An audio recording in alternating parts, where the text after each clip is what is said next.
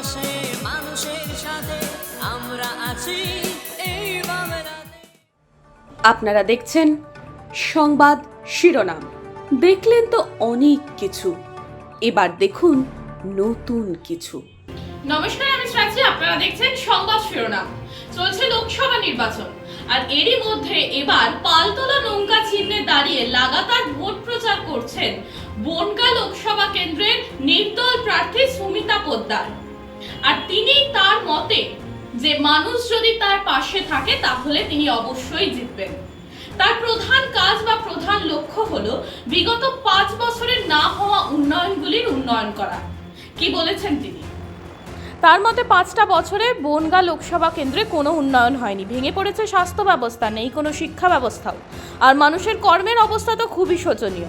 এদিন রানাঘাট লোকসভা কেন্দ্রে নির্বাচনী ভোট প্রচারে বেরিয়ে একথাই বললেন পালতোলা নৌকা প্রতীক চিহ্নে দাঁড়ানো নির্দল প্রার্থী তথা ঠাকুরবাড়ির সদস্য সুমিতা পোদ্দার।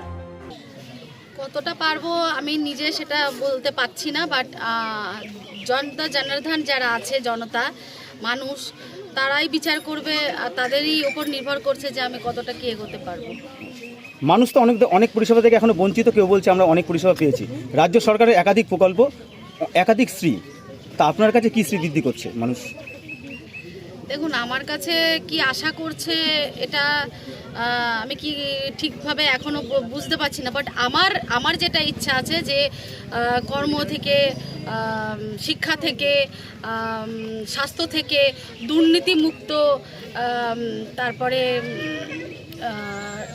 ঘুষখোর যারা আছে, যাদেরকে ছাঁটাই করা, আরও অনেক রকম আছে যেটা দেশের সমস্ত ব্যবস্থাকে কলঙ্কিত করছে, আমাদের ভারতবর্ষকে মানুষের পাশে মানুষের সাথে আমরা আছি এই বাংলাতে।